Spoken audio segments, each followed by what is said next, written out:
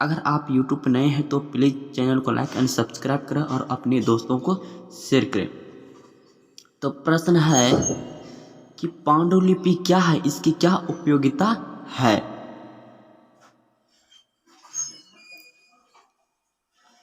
तो हाथ से लिखी हुई लिपि या वाक्यों को जो पत्रों पर चिन्हित होते थे तो उसे पांडुलिपि कहते हैं।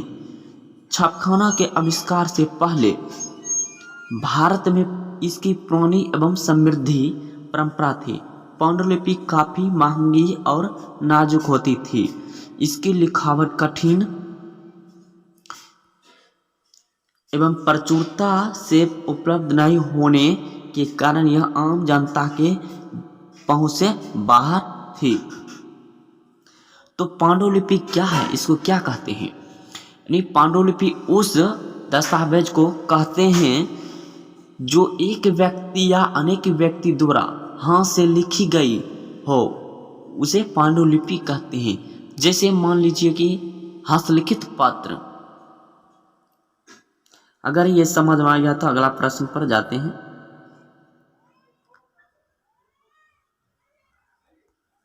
अगला प्रश्न क्या है मेरा, है कि विश्व बाजार से आप विश्व बाजार के स्वरूप समझाएं। 2019 में पूर्व में पूछा है। तो विश्व बाजार किसको कहेंगे। उन बाजारों को कहेंगे जहां विश्व के सभी देशों के वस्तुओं आम लोगों को खरीदने के लिए उपलब्ध हो, उसे विश्व बाजार कहेंगे। जिसे मान लीजिए कि भारत हुआ है। अब प्रश्न पर आते हैं और आंसर बताते हैं। आप समझ गए हैं। आज एक अर्थ जगत में वाणिज्य और व्यापार के अंतर्गत आने वाले विश्व बाजार की अवधारणा आधुनिक युग के देन है। तो विश्व बाजार उस तरह के बेरोजगारों को कहते हैं जहां विश्व के सभी देशों की वस्तुएं आम लोगों खरीदने के लिए उपलब्ध हो। जैसे भारत की आर्थिक राजधानी मुंबई आधुनिक काल के उद्देश्य के साथ भौगोलिक खोजों, पुनर्जागरण तथा राष्ट्रीय राज्यों के उद्देश्य जैसी घटनाओं ने जिस वाणिज्यिक क्रांति को जन्म दिया, सही मायने में विश्व बाजार का स्वरूप इसके बाद ही उभर कर सामने आया। इस क्रांति ने बाजार को तमाम आर्थिक गतिविधियों का केंद्र बना दिया। 18वीं सदी के मध्य भाग से इंग्लैंड एवं बड़े बड़े कारखानों में बहु वस्तु का उत्पादन आरंभ हुआ। इस प्रक्रिया से वस्तुओं के उत्पादन काफी बढ़ गया था। इसकी अमेरिका, उत्तरी अफ्रीका ने भी कच्चा माल सप्लाई करना शुरू कर दिया गया। इससे उपनिवेशवाद नामक एक नवीन शासन प्रणाली का उद्देश्य हुआ। मैनचेस्टर, लिवरपूल, लंदन इत्यादि बड़े नगरों का उदय जैसी परिणाम था, जहां वस्तु का उत्पादन भी होता था और बाहरी देशों से वस्तुओं को बेचा भी जाता था।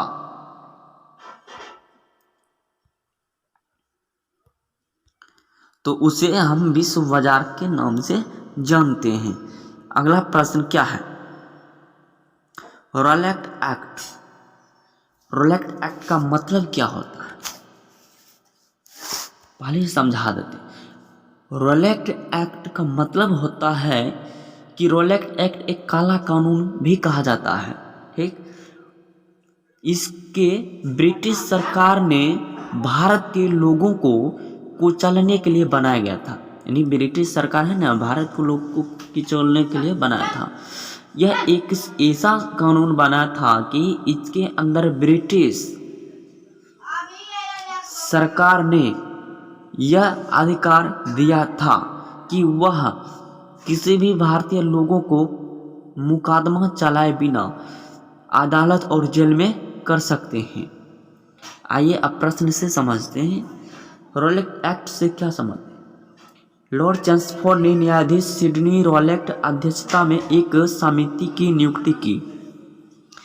इसकी अनुशंसा पर 15 मार्च 1919 ईस्वी को रॉलेट एक्ट पारित हुआ, जिसके अंतर्गत किसी भी व्यक्ति को अमान्य साक्ष्य और बिना वारंट के भी गिरफ्तार किया जा सकता था। इसके विरुद्ध कोई अपील नहीं किया जा सकती थी। भारतीय नेताओं के विरोध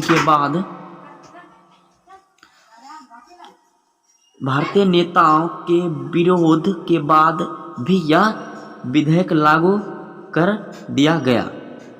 अगर ये समझ में आ गया होगा तो अगला प्रश्न पर जाते हैं। अगला प्रश्न है, जर्मनी के एकीकरण से आप क्या समझते हैं?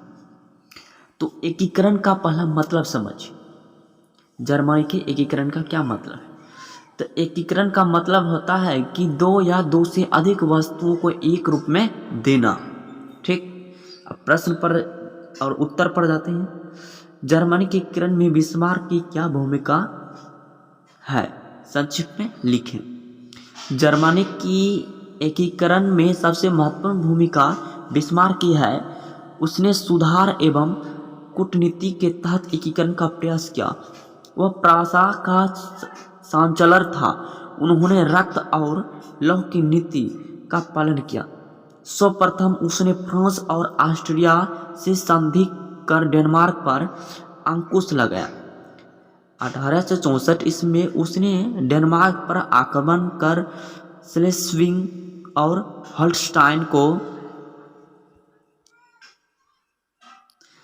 अपने अधीन कर लिया। बिस्मार्क ने फ्रांस से संधि कर 1886 ईस्वी में सेडोवा का युद्ध में ऑस्ट्रिया को पराजित किया। अतः 1870 ईस्वी में सेडन के युद्ध में फ्रांस के पराजित कर फ्रैंकफर्ट की संधि की और फ्रांस के अधीनता वाले सारे राज्यों की जर्मनी में मिलाकर जर्मनी का एकीकरण पूरा किया। अब प्रश्न है, दांडी यात्रा का उद्देश्य क्या था? दांडी यात्रा का उद्देश्य क्या था? गांधी जी ने सविनय अवज्ञा आंदोलन की शुरुआत दांडी यात्रा से की। दांडी यात्रा का उद्देश्य समुद्र के पानी से नमक बनाकर कानून का उल्लंघन करता था।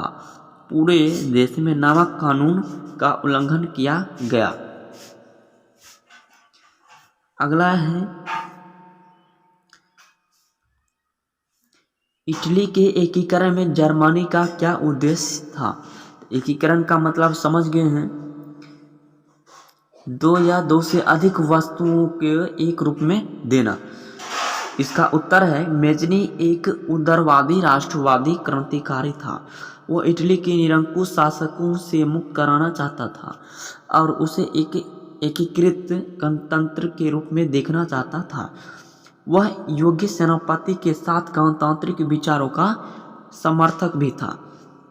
अपने उद्देश्यों की पूर्ति के लिए उसने यंग इटली नामक एक संस्था का स्थापना की।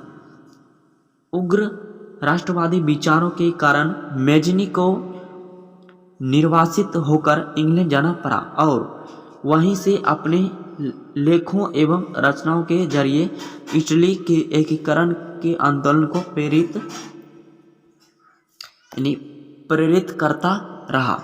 मेजनी को इटली के एकीकरण का पैगंबर कहा जाता है। ये नहीं होगा, पैगंबर कहा जाता है। अगला है, रूसी क्रांति के किन्हीं दो कारणों के वर्णन करें। इसका उत्तर है कि रूसी क्रांति के दो कारण निम्नलिखित है। पहला, जार की निरंकुशता एवं अयोग्य शासन। 1917 ईस्वी में पूर्व रूस में निरंकुश जारशाही शासन व्यवस्था कायम थी। राजतंत्र अपना विशेषाधिकार छोड़ने के लिए तैयार नहीं था। जार निकोलस द्वितीय उसके शासन काल में क्रांति हुई। राजा के दैवी अधिकारों में विश्वास करता था उसने आम लोगों के सुख दुख की कतई चिंता नहीं थी। दूसरा का है मजदूरों की दयनीय स्थिति। रूस में मजदूरों की स्थिति अत्यंत दयनीय थी। उन्हें काम अधिक करना पड़ता था। उनकी मजदूरी काफ़ी कम थी। उसके पास कोई राजनीतिक अधिकार नहीं थे, अतः वे तत्कालीन व्यवस्था का असंतुष्ट थे। आसान भाषा में लिख दिए हैं कि ताकि आपको याद करने में दिक्कत नहीं हो। भारत को सोने की चिड़िया क्यों कहा जाता है? इसका उत्तर है भारत पहले सूती कपड़ों का प्रमुख उत्पादक और निर्यातक था। स्थल और जल दोनों मार्गों से भारत के कपड़े और मसाले दुनिया के दूसरे भागों में पहुंचते थे। वापसी में सोना चांदी जैसी कीमती धातुएं यूरोप में भारत पहुंचती थी। इसलिए भारत की सोने की चिड़िया कहा जाता था। अगर ये वीडियो आपको समझ में आ गया है तो प्लीज़ चैनल को लाइक एंड सब्सक्राइब करें और अपने दोस्तों को शेयर करें। ये क्लास 10th का VVI प्रश्न है। ये बोर्ड में पूछता है ऐसा प्रश्न। तो प्लीज़ चैनल को लाइक एंड सब्सक्राइब करें और अपने दोस्तों को शेयर करें। अगर आप ये चैनल पर नए हैं तो चैनल को सब्सक्राइब कर लीजिए। ऐसा ही वीडियो रोज़ अपलोड करते रहेंगे। जय हिंद, जय भारत।